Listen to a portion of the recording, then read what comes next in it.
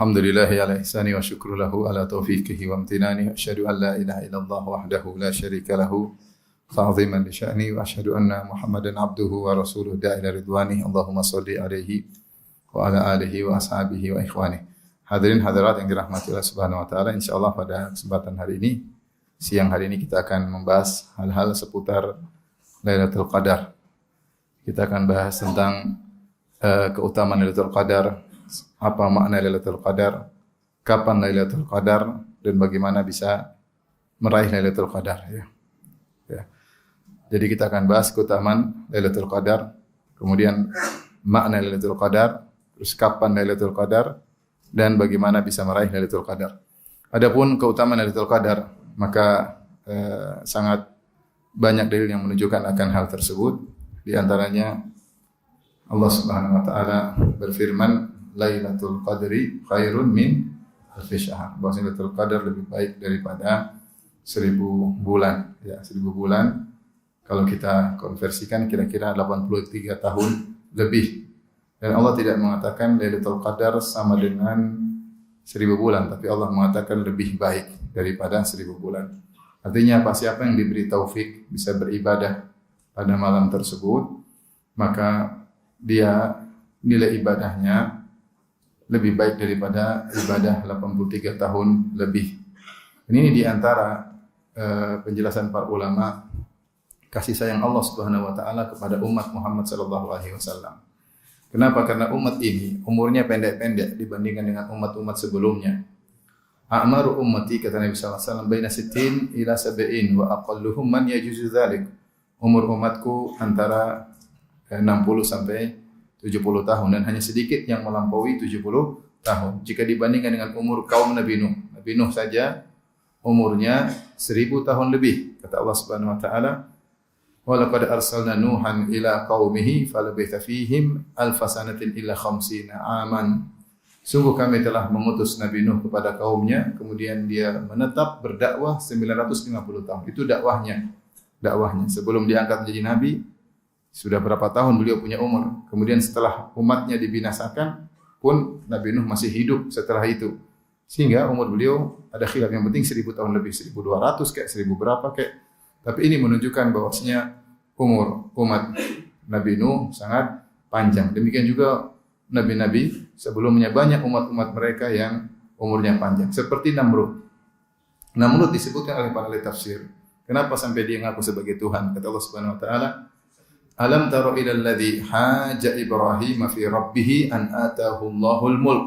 Tidakkah engkau melihat bagaimana tentang orang yang mendebat Ibrahim alaihissalam, an atahu Allahul mulk, karena Allah berikan dia kekuasaan. Ada yang mengatakan dia menjadi sombong karena umurnya panjang.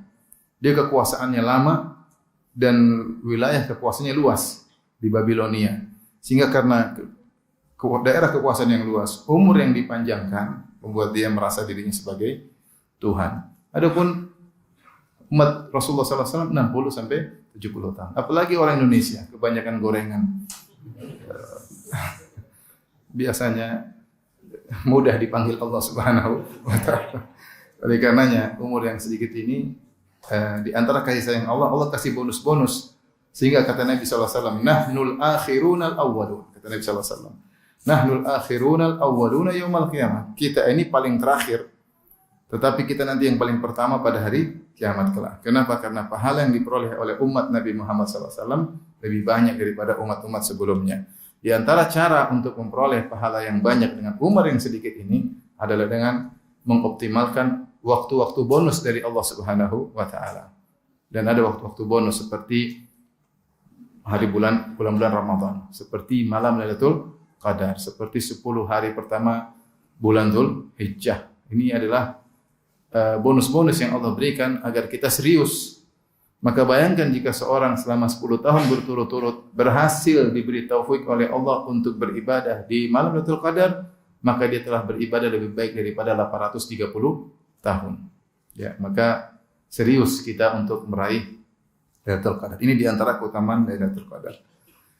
Di antara keutamaan yang lainnya, menurut pendapat sebagian ahli tafsir, Allah Subhanahu wa taala berfirman, wa layalin ashar, demi malam-malam yang 10.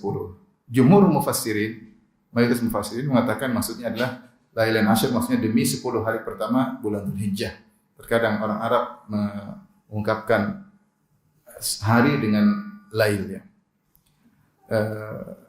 Tetapi pendapat sebagian ulama mengatakan maksudnya adalah 10 malam terakhir bulan Ramadan. Kenapa Allah bersumpah dengan 10 malam terakhir bulan Ramadan? Karena dalam 10 malam hari terakhir tersebut ada malam Lailatul Qadar, sehingga Allah bersumpah dengan malam-malam tersebut karena di situ ada Lailatul Qadar. Di antara keutamaan Lailatul Qadar, Allah memilih malam tersebut untuk menurunkan firman-Nya. Inna anzalnahu fi Lailatul Qadar. Sungguh kami turunkan Al-Qur'an di malam Lailatul Qadar. Dalam ayat yang lain, inna anzalnahu fi lailatin mubarakatin. Sungguhnya kami turunkan Al-Qur'an di malam yang penuh berkah. Di malam yang penuh berkah. Dan untuk masalah Al-Quran, Allah selalu memilih yang terbaik. Al-Quran turun di kota Mekah. Kota Mekah adalah kota yang paling dicintai oleh Allah Subhanahu wa Ta'ala. Al-Quran turun di bulan Ramadan, maka dia adalah Sayyidus Syuhur, bulan yang terbaik di antara bulan-bulan yang ada. Al-Quran Allah turunkan kepada Nabi Muhammad SAW, jadilah Muhammad Ashraful Mursalin, Nabi yang paling terbaik. Dan Al-Quran Allah turunkan di malam Lailatul Qadar, maka Lailatul Qadar adalah malam yang terbaik. Ketika Allah turunkan Al-Quran di Lailatul Qadar, menunjukkan malam tersebut adalah malam yang terbaik. Makanya para ulama sepakat, malam yang terbaik sepanjang tahun. Sama sekali nggak dengar? Ulang dari awal lagi.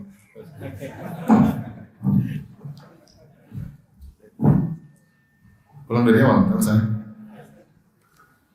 Baik, ini nggak usah.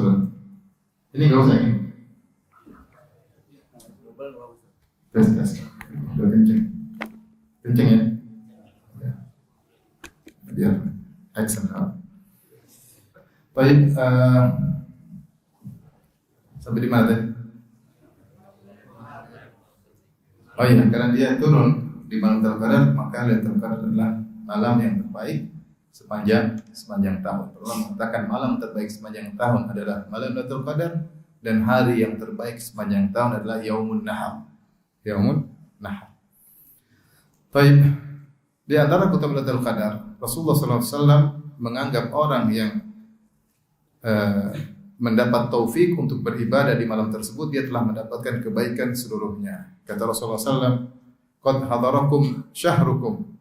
Telah hadir kepada kalian bulan Ramadan. Fihi lailatun khairun min alfi syahr. Pada bulan tersebut ada satu malam yang lebih baik daripada 1000 bulan. Kemudian Nabi mengingatkan, "Wa man hurima khairaha faqad hurimal khaira kullahu." Siapa yang terhalangi dari kebaikan di malam tersebut, maka dia telah terhalangi dari seluruh kebaikan.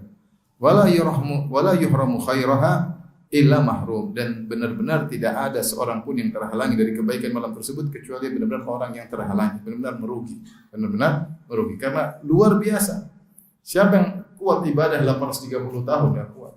Hanya satu malam 83 tahun enggak ada yang kuat. Ini Allah kasih bonus, kamu beribadah satu malam saja pahalanya lebih baik daripada 83 tahun. Oleh karenanya seorang serius untuk mendapatkan malam tersebut. Dan Nabi SAW berusaha untuk mencari malam tersebut dan diikuti oleh para sahabat, sehingga Nabi beriktikaf dan diikuti oleh para sahabat. Tapi ini tentang keutamaan Lailatul Qadar. Tapi apa makna Lailatul Qadar? Lailatul Qadar, Allah berfirman, "Inna anzalnahu fi Lailatul Qadar." Sungguhnya kami turunkan Al-Quran di malam Lailatul Qadar. Ada 3 pendapat tentang makna Al-Qadar. Lailah semua orang paham malam. Al-Qadar maka ada 3 pendapat. Dan pendapat ini tidak saling bertentangan tapi saling melengkapi. Al-Qadar maknanya adalah syaraf, keutamaan atau kemuliaan, malam yang mulia. Jadi Lailatul Qadar ay lailatun dzatus syaraf, yaitu malam yang memiliki kemuliaan. Makanya Allah sifati dengan malam berkah. Inna anzalnahu fi lailatin mubarakah, dalam ayat yang lain. Sungguh kami telah turunkan Al-Quran di malam yang penuh keberkahan. Keberkahan karena kebaikan di malam Lailatul Qadar dilipat gandakan. Secara umum bulan Ramadan pahala dilipat gandakan secara kuantitas dan juga secara kualitas. Karena bulan Ramadan disebut syahrul mubarak, bulan penuh berkah. Ketika sesuatu disifati dengan keberkahan, berarti dia memiliki kelebihan, yaitu kebaikan banyak. Karena keberkahan diambil dari kalimat al-birkah dan juga diambil kalimat al-buruk. Al-birkah yaitu majma'ul ma', air yang banyak yang menetap, sehingga tidaklah suatu dikatakan keberkahan berkah kecuali karena banyak kebaikan yang menetap. Bukan kebaikan biasa, tapi banyak kebaikan yang menetap. Maka ketika bulan Ramadan disifati dengan bulan berkah, sebagaimana yang mengatakan syahrul mubarak, maka para ulama mengatakan ibadah di bulan Ramadan dilipat gandakan baik secara kuantitas maupun kualitas pahalanya oleh Allah Subhanahu wa taala. Terlebih lagi malam Lailatul Qadar. Inilah puncak dari bulan Ramadan adalah malam Lailatul Qadar. Maka al-qadar maknanya adalah syaraf, kemuliaan, ya. Seperti firman Allah, "Wa ma qadarullaha haqqa qadri." Mereka tidak mengagungkan Allah sebagaimana mestinya. Itu qadar maksudnya pengagungan, sesuatu yang agung. Wa ma qadarullaha haqqa qadri. Mereka tidak mengagungkan Allah sebagaimana mestinya. Mana yang kedua, bahwasanya Lailatul Qadar, qadar di sini maksudnya takdir. Takdir. Sebagaimana disebut dalam ayat yang lain, fihi yufraqu kullu amrin hakim. Inna anzalnahu fi lailatin mubarakatin inna kunna munzirin. Ya, fiha yufraqu kullu amrin hakim.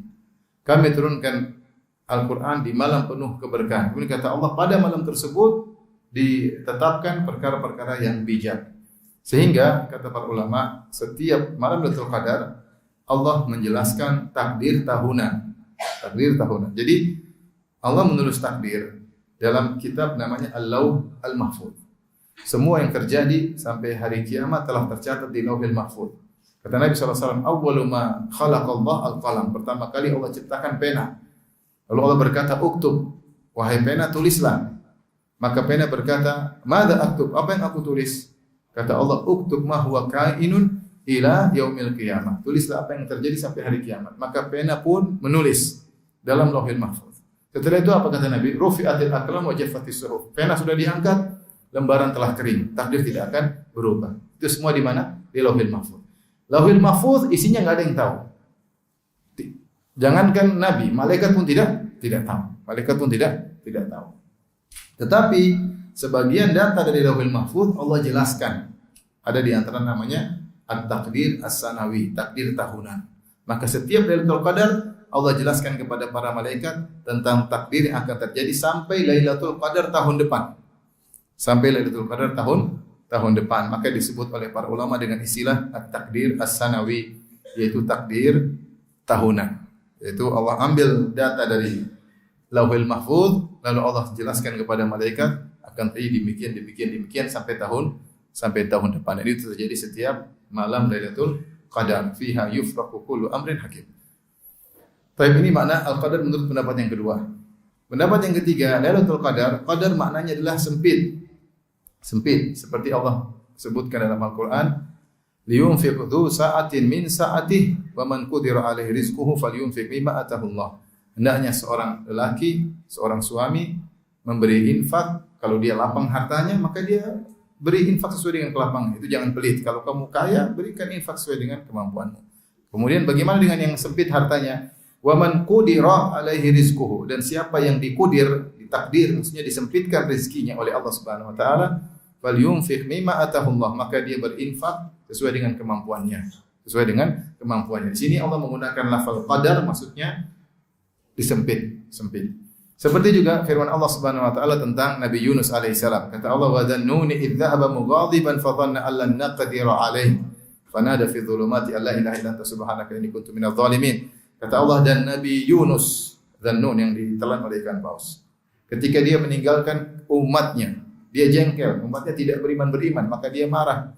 Dia pun pergi meninggalkan umatnya. Padahal Allah belum perintah dia untuk pergi. Kemudian dia tidak kurang sabar dengan umatnya, dia pergi. Dhanna allan naqdira alaih, dan dia menyangka kami tidak akan menyempitkan urusannya. Dia menyangka kami tidak akan menyempitkan urusannya. Ternyata Allah uji dia. Akhirnya dia pun ditelan oleh ikan paus. Sehingga akhirnya dia berdoa dalam perut ikan paus, La ilaha illa anta subhanaka inni kuntu minadh dhalimin. Ya Allah, tidak ada yang berhak disembah kecuali Engkau, sungguhnya aku termasuk orang-orang yang berbuat salah. Di sini Allah mengatakan wa dhanna allan naqdir alaih. Dia menyangka kami tidak akan menyempitkan urusannya. Maksud saya, kalimat qadar itu bisa artinya sempit. Seperti juga dalam firman Allah Subhanahu wa taala, wa ammal insanu idza mabtalahu, ya. Wa amma idza mabtalahu faqadara alaihi rizqahu. Dan manusia jika kami uji dan kami sempitkan rezekinya. Baik, kalau begitu Lailatul Qadar apa maknanya? Hubungannya dengan kata sempit, kata para ulama, Lailatul Qadar diberi sifat dengan sifat sempit. Kenapa? Karena pada malam hari itu malaikat banyak yang turun dari langit menuju bumi sehingga bumi terasa sempit. Kata Allah, tanazzalul malaikatu warruhu fiha biizni rabbihim min kulli amr. Maka turunlah tanazzalu itu dari fi'il mudhari tatanazzalu. Tatanazzalu itu turun terus menerus. Tatanazzalu, malaikat turun. Kenapa? Ingin menghadiri keberkahan yang Allah turunkan di bumi ketika itu untuk mengucapkan salam kepada orang-orang yang sedang beribadah ketika itu. Tanazzalul malaikah, maka turunlah malaikat. Bahkan bukan cuma malaikat biasa, bahkan pemimpin para malaikat, malaikat Jibril juga ikut turun untuk mengucapkan salam kepada orang-orang yang sedang beribadah. Maka dikatakan malam tersebut malam yang sempit karena begitu banyak makhluk-makhluk Allah yang turun ke bumi ikut menghadiri keberkahan malam tersebut. Makanya di antara ciri-ciri Lailatul Qadar disebut dalam hadis, keesokan harinya matahari tidak begitu kuat. Ada yang mengatakan karena sinarnya terhalangi oleh sayap-sayap para malaikat yang mulai naik ke langit kembali setelah salat subuh. Setelah salat subuh. Ini makna Lailatul Qadar. Tapi sekarang kita bahas berikutnya adalah kapan Lailatul Qadar. Kapan Lailatul Qadar? Ya. Baik. Dahulu Nabi SAW diberitahu oleh Allah kapan Lailatul Qadar. Nabi dikasih tahu. Kemudian Rasulullah SAW ingin mengabarkan Lailatul Qadar kepada para sahabat dalam hadis Ubadah bin Samit. Kemudian Nabi dibuat lupa oleh Allah Subhanahu wa taala. Kata Nabi SAW, "Inni kharajtu li ukhbirakum bi Lailatul Qadar wa innahu talaha fulanun wa fulanun farufi'at." Kata Nabi, sungguhnya aku tadi keluar ingin mengabarkan kepada kalian kapan Lailatul Qadar. Tetapi ternyata si fulan dan si fulan bertengkar. Akhirnya ilmu tentang Lailatul Qadar diangkat oleh Allah Subhanahu wa taala. Wa asa'a an yakuna khairan lakum, semoga ini lebih baik bagi kalian. Jadi Nabi sudah tahu dengan ternyata gara-gara ada yang bertengkar, maka ilmu tentang Lailatul Qadar diangkat dari Nabi sallallahu alaihi wasallam sehingga Nabi tidak tahu lagi. Dan ini bahayanya pertikaian, pertengkaran. Karena pertengkaran bisa mengangkat keberkahan. Kata Allah Subhanahu wa taala, "Wala tanaza'u fatafshalu wa tadhhabu rihukum." Jangan kalian saling berselisih. Maka akan hilang karismatik kalian, akan musuh tidak gentar lagi kepada kalian. Maka seorang berusaha sejauh mungkin menghindarkan diri dari perselisihan, termasuk perselisihan rumah tangga. Saya sering sampaikan hal ini. Jangan sering berkelahi di rumah ya. Kalau berkelahi di ring tinju, jangan di rumah. Karena kalau sering berkelahi di rumah, ribut sana, ribut sini, angkat suara, harusnya keberkahan turun, tidak jadi turun. Yang turun utang, enggak lunas-lunas. Oleh karenanya, ketika ada dua orang yang bertengkar, gara-gara mereka bertengkar, ilmu tentang Lailatul Qadar hilang. Tetapi subhanallah, Nabi menghibur para sahabat dengan berkata, "Wa asa ayyakuna khairal lakum," semoga lebih baik bagi kalian. Kenapa bisa jadi lebih baik? Karena seandainya diketahui setiap bulan Ramadan Lailatul Qadar cuma malam 27 misalnya, maka orang akan malas beribadah. Mereka hanya beribadah pada malam 27. Padahal bulan Ramadan seluruhnya berkah. Cuma yang malam Lailatul Qadar memang lebih berkah lagi. Paham? Saya ulangi, seandainya orang tahu malam Lailatul Qadar cuma malam 27 misalnya, maka orang mungkin malas-malas ibadah, nanti ajalah malam 27. Kita begadang total ya, habis-habisan begadang. Sudah mewakili Ramadan seluruhnya. Padahal tidak, padahal bulan Ramadan dari awal sampai akhir semuanya berkah. Terutama 10 hari terakhir, dari 10 terakhir yang dari pertama sampai hari ke-10 semuanya berkah. Meskipun memang malam Lailatul Qadar lebih spesial. Dengan diangkat ilmu tersebut, maka orang akan berusaha beribadah 10 malam semuanya. Ya, karena mereka tidak tahu kapan Lailatul Qadar. Paham? Baik.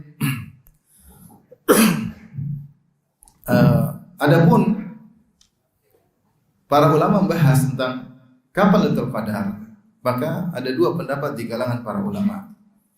Pendapat pertama, dan ini minoritas ulama yang mengatakan bahwa Lailatul Qadar diketahui malam tertentu, tidak berubah-ubah setiap tahun, diketahui malam tertentu.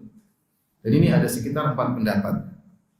Ada yang mengatakan selalu malam 21, ada yang mengatakan selalu malam 23, ada yang mengatakan selalu malam 27, ada yang mengatakan selalu malam 29. Masing-masing punya dalil. Adapun dalil saya bacakan yang mengatakan malam 21 adalah pendapat hadis dari hadis Abu Sa'id Al-Khudri radhiyallahu anhu. Rasulullah pernah berkata, Rasulullah dikasih tahu, "Waqad uritu hadhihi lailata tsumma unsituha." Aku telah diperlihatkan kapan malam Lailatul Qadar. Namun kemudian aku dibuat lupa oleh Allah Subhanahu wa taala. Fabtaguha fil ashril awakhir. Carilah malam Lailatul Qadar di 10 hari yang terakhir. Wabtaguha fi kulli witrin. Carilah malam tersebut di malam-malam ganjil.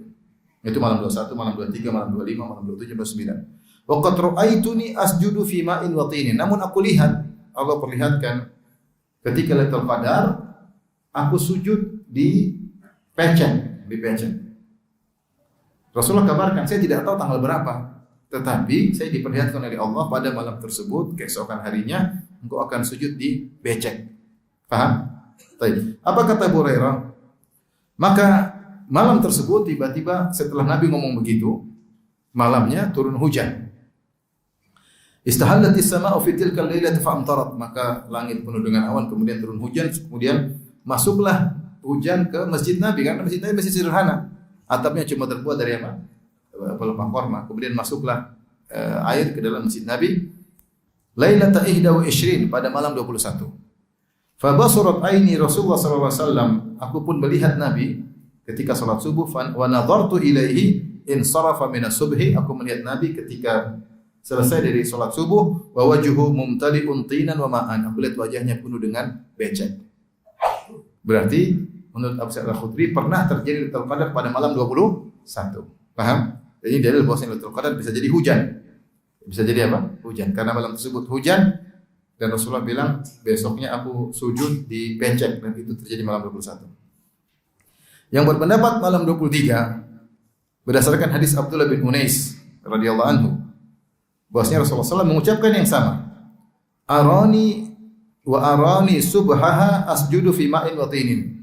Aku dilupakan kapan Lailatul Qadar dan aku diperlihatkan oleh Allah aku sujud di tanah dan air, itu di becek.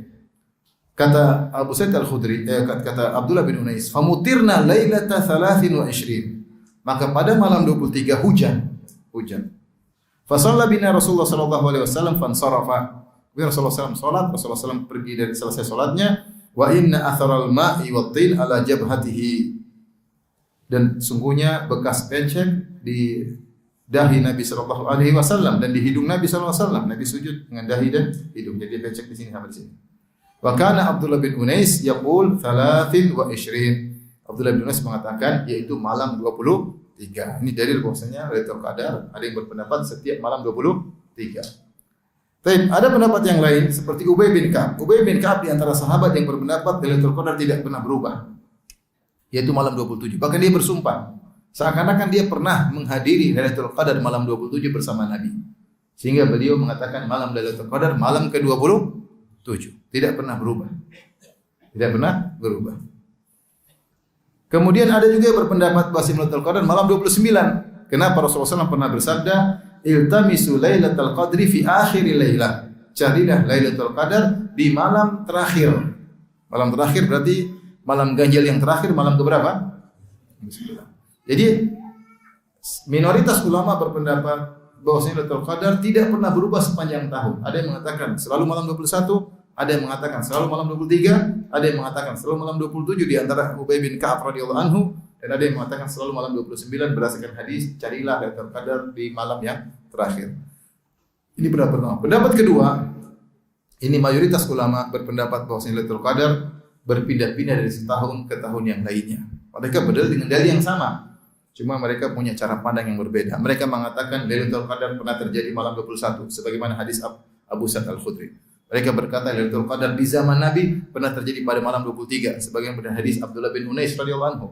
Mereka berkata malam Lailatul Qadar pernah terjadi malam 27 sebagaimana hadis Ubay bin Ka'ab radhiyallahu anhu, dan mereka berkata Lailatul Qadar juga pernah terjadi malam 29 sebagaimana Nabi pernah menyuruh mencari Lailatul Qadar di malam terakhir bulan Ramadan yang ganjil.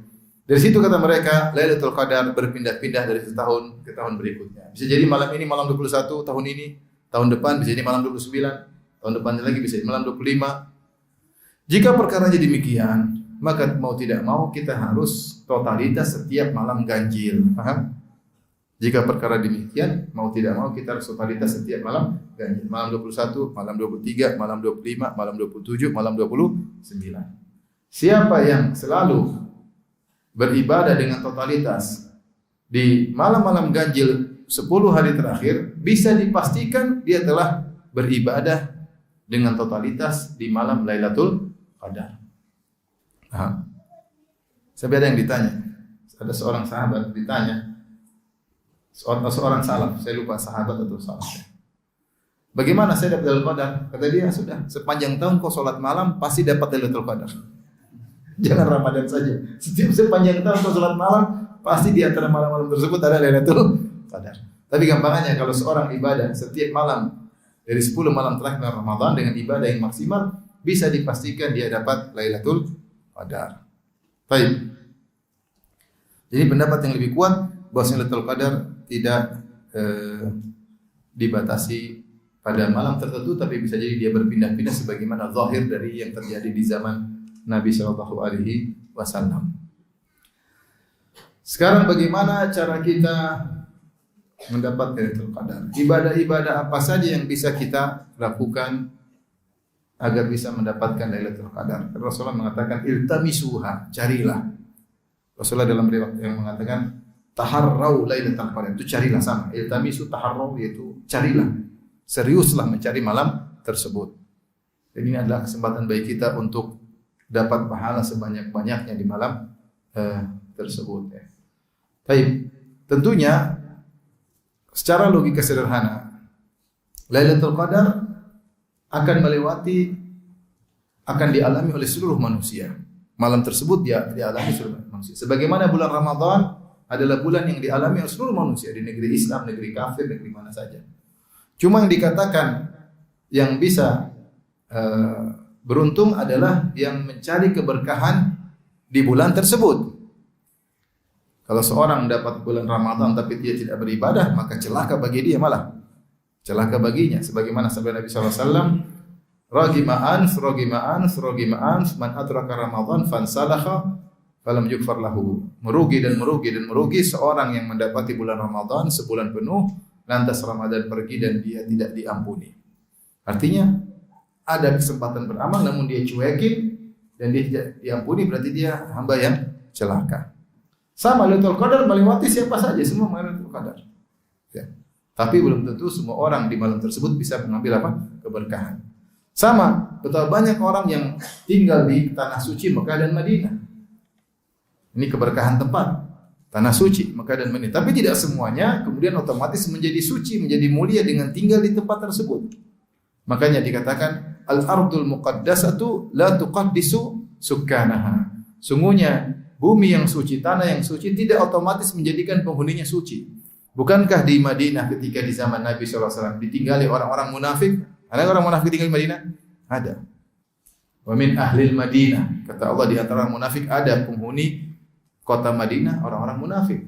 Bukankah di Madinah dulu ditinggali oleh orang-orang Yahudi, Bani Qainuqa, Bani Nadir dan Bani Quraidah? Iya. Apakah semua yang tinggal di kota Madinah kemudian otomatis menjadi hamba yang suci, yang mulia? Jawabannya tidak. Justru semakin mereka bermaksiat di kota Madinah, dosanya lebih berat. Orang tinggal di kota Mekah, diberi kesempatan Allah tinggal di kota Mekah, ternyata dia bermaksiat di kota Mekah, dosanya lebih berat daripada bermaksiat di Jakarta, Depok dan Bogor, Jabodetabek. Maka demikian pula bulan Ramadan, bulan yang mulia, tapi bermaksiat di bulan Ramadan tidak seperti bulan yang lain. Hanya orang yang beruntung yang bisa mengambil keberkahan di bulan Ramadan dengan beribadah di bulan tersebut. Lailatul Qadar akan dialami oleh seluruh manusia. Tapi siapakah yang mendapatkannya? Yang mencarinya. Mencarinya maksudnya apa? Beribadah di malam apa? Tersebut. Beribadah di malam tersebut dengan ibadah yang optimal. Tentunya kita akan menyebutkan ibadah-ibadah yang mungkin dilakukan agar kita mendapat taufik ketika di 10 hari terakhir. Di antara ibadah yang sangat dianjurkan adalah i'tikaf. I'tikaf, tapi bukan syarat dapat Lailatul Qadar harus i'tikaf, tapi kita bilang inilah kondisi yang prima, yang terbaik seorang mencari Lailatul Qadar dengan i'tikaf. Sebagaimana dilakukan oleh Nabi dan para sahabatnya. Nabi i'tikaf bahkan pernah sebulan. Nabi cari karena Nabi dilupakan Lailatul Qadar. Nabi i'tikaf 10 hari pertama. Kemudian ternyata belum ada kabar dari Jibril Lailatul Qadar. Maka Jibril sampaikan, "Ya Rasulullah, ya Muhammad, innal ladzi tatlubuhu amamak, yang kau cari masih di depan." Akhirnya Rasulullah SAW i'tikaf lagi 10 hari yang kedua. Para sahabat ikut lagi. Ternyata belum ada. Jibril datang lagi.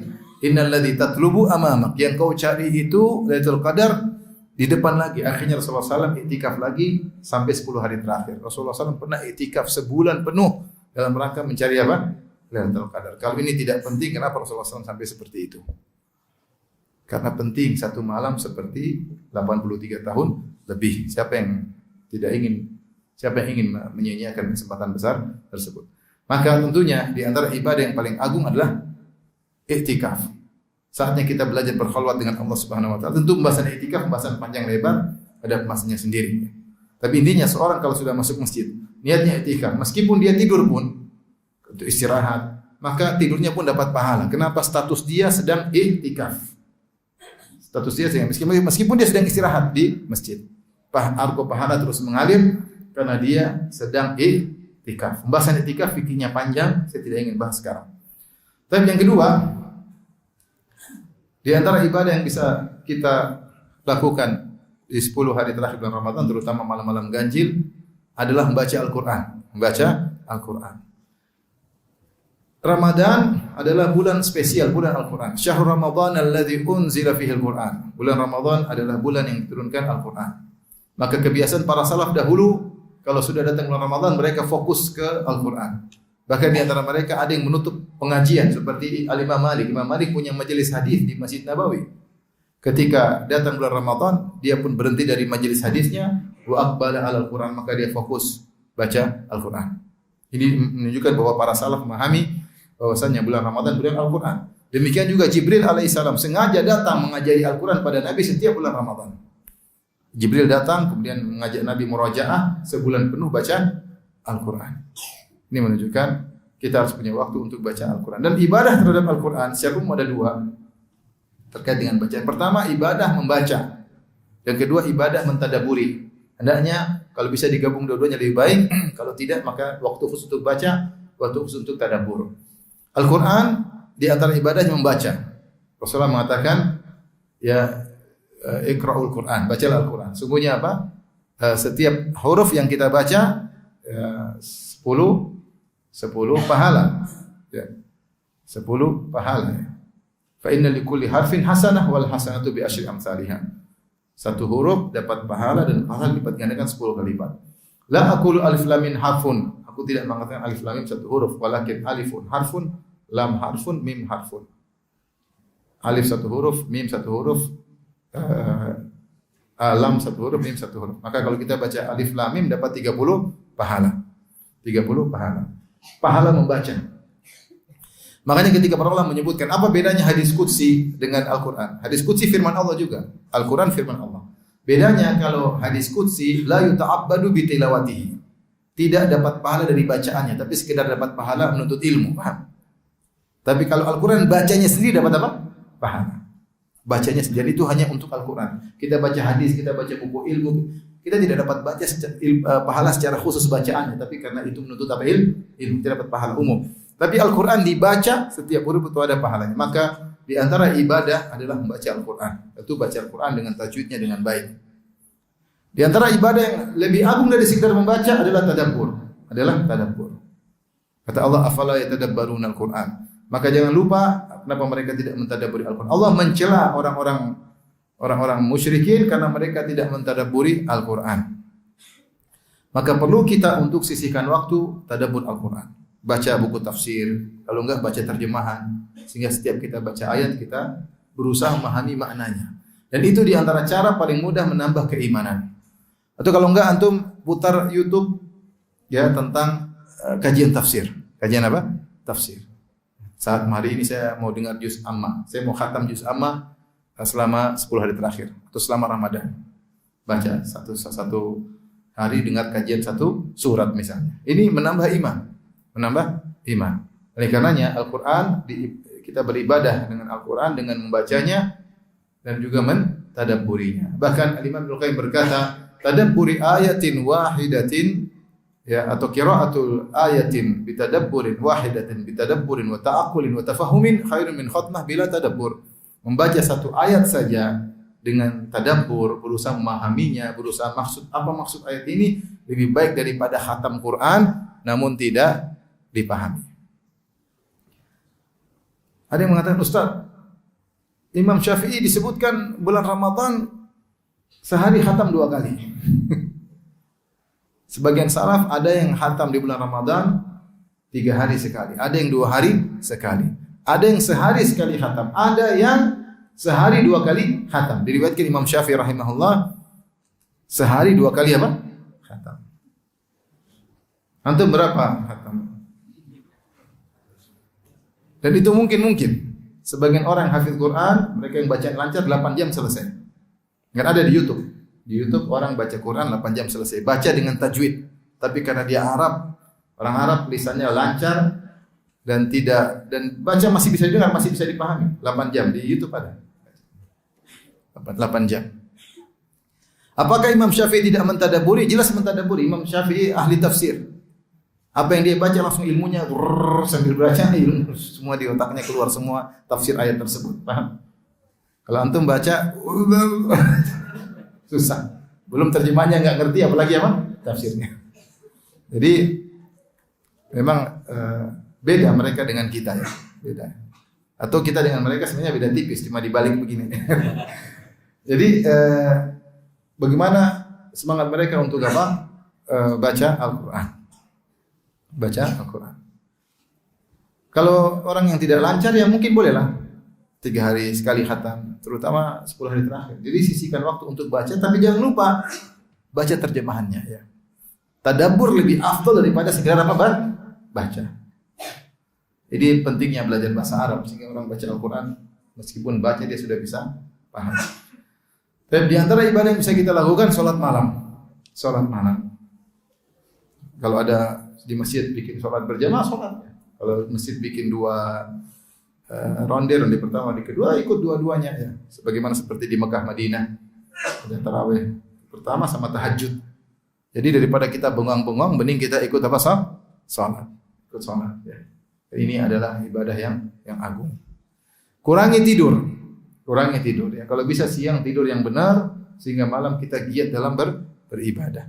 Apa kata Aisyah radhiyallahu taala anha? Kana Nabi sallallahu alaihi wasallam idza dakhala al-'ashr, kalau adalah Nabi sallallahu alaihi wasallam kalau sudah masuk 10 malam terakhir, syadda mi'zarahu, maka Rasulullah sallallahu mengikat sarungnya, yaitu tidak lagi menggauli istri-istrinya. Ini dalil Rasulullah sallallahu sebelumnya di 20 malam pertama Rasulullah sallallahu masih menggauli istri-istrinya. Berhubungan intim dengan istri-istrinya. Tapi 10 malam terakhir tidak. Syadda mi'zarahu. Wa aiqadha ahlahu. Berarti istrinya tidur. Rasulullah SAW bangunkan istri-istrinya. Rasulullah SAW sengaja bangunkan istri-istrinya untuk ibadah di 10 malam terakhir. Wa ahya lailahu, dan Rasulullah SAW menghidupkan malamnya. Khilaf di kalangan para ulama apa makna Rasulullah SAW menghidupkan malamnya. Apakah Rasulullah begadang semalam suntuk tidak tidur sama sekali, ataukah tidur sebentar? 2 pendapat di kalangan para ulama. Sebagian ulama mengatakan Rasulullah SAW tidur, tapi sedikit, tidak seperti malam-malam sebelumnya. Ya, siapa yang melihat kebiasaan Nabi, Rasulullah SAW tidur cukup ya, tidak sehingga Rasulullah SAW tidur, sholat dan waktu tidur juga cukup. Rasulullah SAW tidak start sholat malam daripada Isya, tapi tidur dulu, tidur cukup waktu yang cukup baru sholat malam, bahkan di ujung kadang beliau istirahat lagi. Sebagaimana Nabi memuji Nabi Daud alaihissalam, kata Nabi SAW, afdalus sholat sholatu Daud, sebaik-baik sholatnya Nabi Daud. Karena yanamu nisful lail, Nabi Daud tidur setengah malam. Wa yakumu sulusahu, kemudian dia salat 1/3 malam. Wa yanamu sudusahu, dan beliau tidur lagi seperenam malam. Jadi beliau bagi malam menjadi 3 bagian. Setengahnya buat tidur, sepertiganya buat sholat, seperenamnya tidur lagi. Sehingga di ujung subuh, kalau sholat tidur lagi, subuh bangun segar. Ini metode yang paling Rasulullah anjurkan. Rasulullah mengatakan ini sholat malam terbaik. Sholatnya siapa? Nabi Daud. Nabi pun demikian sallallahu alaihi wasallam, beliau sholat malam. Dan disebutkan beliau kalau sudah habis sholat malam, kemudian sholat 2 rakaat sebelum subuh, beliau yattaji, yaitu istirahat sebentar untuk persiapan sholat subuh. Kemudian Aisyah pernah berkata, wa ma alimtuhu yusalli al-lailata kullaha. Aku tidak yusalli al-lailata ila sabah hatta sabah. Aku tidak pernah tahu Nabi salat malam sampai subuh. Enggak pernah, saya enggak pernah tahu. Maksudnya Rasulullah SAW tidur, kata Aisyah radhiyallahu anha. Enggak pernah Rasulullah SAW salat sampai subuh, enggak pernah. Kemudian juga ketika ada seorang datang kepada Nabi, kemudian ingin semangat beribadah, dia berkata, inilah usolli wala anam. Dia mengatakan, ya Rasulullah, aku akan salat dan tidak tidur. Maka Rasulullah tegur. Kata Rasulullah SAW, fa inni atqakum li rabbi wa akhsyakum. Aku adalah orang yang paling bertakwa dan paling takut kepada Allah. Fa inni usolli wa anam. Saya salat dan saya tidur. Secara umum Rasulullah SAW salat dan tidur. Maka pendapat pertama mengatakan, maksudnya Rasulullah menghidupkan malamnya, yaitu Rasulullah SAW mayoritas malam Rasulullah SAW tidak tidur. Rasulullah tidur hanya sedikit. Ini pendapat pertama. Pendapat kedua, di antaranya sempat dipilih oleh Syekh Utsaimin rahimahullah, Rasulullah SAW begadang. Adapun hadis-hadis yang tadi disebutkan oleh kita semua tadi itu secara umum, khusus 10 malam terakhir Rasulullah SAW begadang. Rasulullah SAW begadang. Intinya ada 2 pendapat di kalangan para ulama. Maksud saya, kalau harus tidur tidak apa-apa, tapi jangan lama-lama. Jangan tidur 4 jam. Nanti tidur di Lailatul Qadar. Tidurnya lebih baik daripada tidur selama 1000 bulan. Sayang, enggak, saya bercanda. Tapi maksud saya, tidur boleh, istirahat. Yang penting kita melakukan ibadah yang diridhoi oleh Allah Subhanahu wa taala. Ingat, kualitas ibadah serahkan kepada Allah. Antum intinya mengisi malam tersebut dengan ibadah yang diridhoi oleh Allah. Antum sholat capek baca Quran, ya coba berdoa. Ya. Kalau ada yang mau baca buku ilmu enggak apa-apa, untuk menambah keimanan, berzikir. Pokoknya antum beribadah dengan ibadah yang diridhoi oleh Allah Subhanahu wa taala. Di antaranya ibadah yang paling disukai oleh Allah adalah salat. Salat ini ibadah yang paling disukai oleh Allah Subhanahu wa taala. Sampai ketika Nabi sallallahu alaihi wasallam Isra Mi'raj, pertama kali Allah wajibkan salat 50 waktu. Ya tidak? Kemudian Rasulullah SAW minta keringanan sampai jadi 5 waktu. Gara-gara nasihat dari Nabi Musa alaihissalam. Nabi Musa mengatakan, "Inna ummataka la tutiqu dzalik." Wahai Muhammad, umatmu tidak mampu salat sebanyak itu. Tapi menunjukkan Allah suka dengan ibadah ini sampai Allah ingin salat 50 waktu sehari semalam. Kita saja sebagian kita 5 waktu sudah keteteran, apalagi 50 waktu. 5 waktu sudah kadang kembang kempis naik turun. Apalagi 50 waktu. Tapi Allah suka dengan ibadah salat. Makanya Imam Ahmad disebutkan beliau salat 300 rakaat tiap hari. 300 rakaat setiap hari. Imam Ahmad rahimahullahu taala. Maka di antara salat yang paling dicintai oleh Allah salat malam. Ya, salat yang dicintai oleh Allah adalah salat malam. Maka kalau masjid misalnya bikin program ada salat tahap pertama, tahap kedua, bagus, ikuti aja. Kita iktikaf, kita salat. Sabar salat, cari pahala. Cuma 10 hari kemudian selesai. Ya, cuma 10 hari kemudian apa? Selesai, bersusah-susah. Enggak ada masalah. Jadi antara ibadah yang paling dicintai oleh Allah adalah salat. Maka kalaupun kita tidur jangan lama-lama. Jangan lama-lama. Pasang waker ya. Pasang waker. Taruhlah tidur maksimal 3 jam lah. Maksimal 3 jam. 3 jam itu terlalu banyak, 2 jam lah. Ya. Maka siangnya kalau bisa tidur yang cukup agar malam kuat beribadah. Oleh karenanya yang mampu mengajukan cuti 10 malam terakhir, 10 hari terakhir, ajukan cuti dari sekarang. Yang mampu bisa mengatur kerjaannya diatur sekarang supaya ketika 10 hari terakhir dia bisa banyak waktu luang. Atur, kalau kita berniat insyaallah dimudahkan oleh Allah Subhanahu wa taala. Apalagi yang wira swasta, dia bisa mengatur kondisinya sehingga ketika 10 hari terakhir dia bisa punya waktu untuk iktikaf. Kalau kita enggak berniat ya enggak bakalan iktikaf. Harus punya cita-cita yang tinggi, semangat yang tinggi, maka Allah akan mudahkan kita bisa iktikaf. Apalagi yang pengangguran, iktikaf mudah. Di masjid juga gratis, alhamdulillah. Udah itikaf aja. Kemudian jangan lupa untuk bisa kita maksimal 10 hari terakhir. Kalau punya uang tentunya. Siapkan beli makanan, beli keperluan lebaran sebelum masuk 10 hari terakhir. Dan ini subhanallah waktu saya di Madinah, khatib-khatib itu menyampaikan nasihat tersebut. Saya dengar. Khatib-khatib mengatakan kepada misalnya Jumat terakhir sebelum 10 terakhir, mereka ingatkan, wahai jamaah, sebentar lagi beberapa hari lagi 10 hari terakhir. Jangan lupa yang perlu beli sekarang. Beli makanan masukin di kulkas untuk keperluan apa? 10 hari. Ya. Mau beli baju lebaran beli sekarang. Jangan beli nanti pas malam 27. Beli sekarang. Itu yang punya duit. Kalau nggak punya duit ya sudah lah. Apa lagi? Kalau yang punya duit beli sekarang, masukkan ke kulkas ya. 10 hari terakhir tanggal berapa? Kira-kira. Ramadan, sebentar. Kira-kira tanggal 30 Maret. Gaji sudah keluar kan? Aman. Berarti gaji tanggal 25 kan? Nah, tanggal 25 itu nanti dapat gaji, beli baju lebaran, beli keperluan-keperluan, istri enggak usah keluar di mall, mau beli apa? Beli makanan masukin di kulkas, ikan semua, daging masukin di freezer. Sehingga 10 hari tidak sibuk mana-mana. Masalahnya sebagian orang 10 hari terakhir itikaf di masjid, sebagian orang itikaf di mall. Cari apa? Cari baju, cari ini, cari anu. Maka harus di manage. Kalau tidak di manage nggak bakalan bisa. Dari awal kita bilang anak-anak sama istri beli sekarang ini. Kalau ada uang suruh beli sekarang sebelum masuk 10 hari terakhir sehingga semua sibuk untuk beribadah 10 hari terakhir. Tapi di antara ibadah yang dianjurkan kita lakukan adalah berdoa.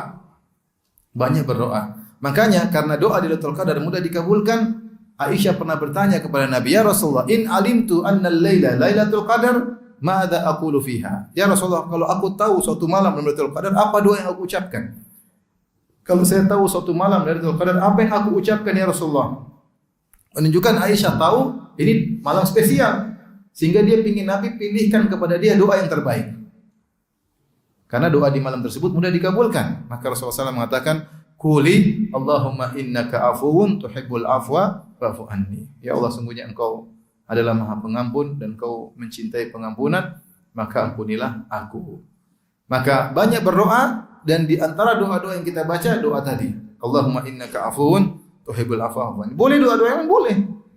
Tapi doa yang terbaik doa ini. Karena doa yang dipilihkan oleh Nabi buat Aisyah radhiyallahu taala anha. Maka perbanyak Allahumma innaka afuwun tuhibbul afwa anni.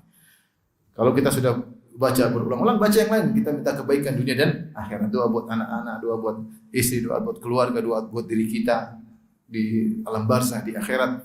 Baca. Jadi banyak berdoa. Di antara ibadah yang sangat dicintai oleh Allah adalah berdoa. Kemudian di antara ibadah yang dicintai oleh Allah di malam Lailatul Qadar adalah salat berjamaah. Usahakan malam-malam ganjil, maghrib di masjid, isya di masjid, subuh di masjid. Ini ibadah yang agung. Maghrib di masjid, isya di masjid, subuh di masjid, malam-malam ganjil. Bahkan sebagian ulama berpendapat di antara bagian Lailatul Qadar adalah salat subuh karena Allah berfirman hatta matla'il fajar. Salamun hiya hatta matla'il fajar. Keselamatan di malam tersebut sampai fajar, sampai fajar. Nah, kalimat hatta ini ada dua kemungkinan. Sampai fajar, apakah sampai menjelang fajar atau fajar ikut masuk? Paham? Misalnya saya berkata saya berjalan sampai Bandung. Apa maksudnya saya sampai di Bandung atau menjelang tiba di awal Bandung? Paham? Maka sebagian ulama berpendapat hatta maksudnya fajar masuk karena malaikat ikut menghadiri salat apa? Fajar. Maka jangan sia-siakan. Maka seorang beribadah jangan lupa salat berjamaah di malam tersebut. Karena Lailatul Qadar startnya mulai matahari terbenam dan terbenam mulai dari maghrib. Maghrib, isya sampai salat subuh. Salat subuh selesai baru malaikat pada naik sehingga keesokan harinya matahari tidak begitu terik. Jadi jangan lupa ini di antara ibadah yang agung. Di antara ibadah yang agung juga yang bisa kita lakukan adalah bersedekah. Bersedekah memberikan banyak yang bisa kita lakukan. Membelikan membuat buka puasa di malam tersebut. Karena buka puasa setelah azan atau belum? Setelah azan. Berarti kan sudah malam kan? Nah, orang lagi sedekah buka puasa. Malam-malam ganjil saya yang tanggung buka puasa. Jangan cuma bagian airnya, semuanya. Buka puasa. Jangan lupa sahur juga. Sahur juga itu malam. Iya enggak? Jadi jangan lupa sedekah, di antara sedekah buka puasa, sedekah buat apa? Sahur. Ini di antara ibadah yang dicintai. Makanya kata Ibnu Abbas radhiyallahu taala anhuma, kana Nabi sallallahu alaihi wasallam ajwadan nas. Rasulullah SAW adalah orang yang paling dermawan. Wa kana ajwadu ma yakun fi Ramadan. Dan Rasulullah SAW di puncak kedermawanan ketika bulan Ramadan. Hina yalqahu Jibril fayudarisul Quran. Kapan ketika Nabi bertemu dengan Jibril? Lalu Jibril ngajarin Al-Quran kepada Nabi. Kata para ulama, di antaranya Ibnu Al-Mulaqin, karena Nabi ketika baca Al-Quran bersama Jibril, maka seluruh benar-benar maknawiyat itu tentang akhirat begitu mendalam lagi kepada Nabi. Sehingga jadilah dunia ini ringan di mata Nabi SAW, sehingga dia lebih dermawan daripada sebelumnya. Bahkan kata Ibnu Abbas tentang bagaimana kebaikan Nabi di bulan Ramadan, kata Ibnu Abbas, kebaikan Rasulullah SAW itu lebih cepat daripada rihul mursalah, ya. Lebih cepat daripada angin yang berhembus, ya. Ya. Kenapa dikatakan kebaikan Nabi lebih baik daripada angin berhembus? Karena angin berhembus itu sifatnya dua, cepat dan menyebar. Cepat dan apa? Menyebar. Maka kebaikan Rasulullah ketika di bulan Ramadan itu sangat banyak dan menyebar, cepat dan menyebar. Cepat dan menyebar. Sehingga kata Ibnu Abbas, kebaikan Nabi lebih cepat daripada angin yang berhembus. Itu kinayah dari cepat dan menyebar. Maka jangan lupa malam-malam ganjil kita bersedekah. Dan sekarang mudah kalau kita mau bersedekah. Tinggal buka HP, tinggal klik. Tinggal klik kan? Tinggal buka. Tante. 2. Nolnya berapa ini? Nolnya 2 atau nolnya 5 atau 6 atau 7. Deg-degan. Bismillah. Semampunya. Semampunya. Sekarang mudah, tidak harus kita ke orangnya, kita tinggal transfer, kasih tahu keluarga, sudah kirim, alhamdulillah, kakak, adik, apa sih. Bagi-bagi rezeki di malam-malam apa? Ganjil. Paham? Sekarang mudah, tidak ada alasan. Yang punya duit, kalau nggak punya duit ya sudah. Mau apa lagi? Ibadah yang lain. Kalau punya duit, jangan pelit-pelit. Hidup cuma sekali. Duit datang dan pergi. Kita pergi, kita keluarkan akan datang lagi. Iya nggak? Duit datang dan pergi. Kita sudah banyak bukti, kita keluarkan datang, keluarkan Allah yang nanggung semuanya. Oleh karenanya jangan lupa untuk bersedekah di malam-malam ganjil. Bersedekah pada kerabat, pada kakak adik, kalau ada orang tua apalagi kasih hadiah, pada tetangga, pada orang-orang dekat yang membutuhkan. Bismillah, itu pahalanya luar biasa. Di antara ibadah yang bisa kita lakukan ketika malam-malam yang diharapkan malam Lailatul Qadar. Intinya banyak beribadah kepada Allah. Jangan sampai malam Lailatul Qadar banyak melamun. Jangan melamun. Yang kedua, hati-hati medsos di Lailatul Qadar. Hati-hati. Ya, hati-hati. Malam Lailatul Qadar, malam ganjil masih sempat lihat berita. Masih lihat berita, lihat ini. Sudahlah, itu nanti. Nanti. Ya. Nanti saja. Karena kita Lailatul Qadar nanti kita maksiat. HP buka, lagi itikaf buka berita gambar perempuan tidak pakai jilbab. Maksiat bukan itu? Maksiat lah. Cewek kita bawa di masjid. Begitu lihat malam Lailatul Qadar. Ini cewek lebih baik daripada 1000 bulan. Jangan. Medsos sudah kurangi. Nanti aja habis lebaran baru medsos lagi. Sekarang jangan lihat medsos. Kapan lagi kita mau fokus kepada Allah Subhanahu wa taala? Dan hakikat i'tikaf kata Ibnu Rajab, qatul alaik anil khalaik wa ittisalu li khidmatil khaliq. Memutuskan segala relasi dengan makhluk dan connecting dengan Allah. Itu hakikat dari i'tikaf. Maka berusaha di malam-malam ganjil kita fokus kepada Allah.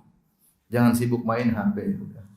Udah baca Quran. Kita punya target. Saya malam ini ingin baca 3 juz. Bisa. Enggak bisa. Kalau mau. Kalau enggak mau ya memang enggak bisa. Toh kita hidup cuma sekali.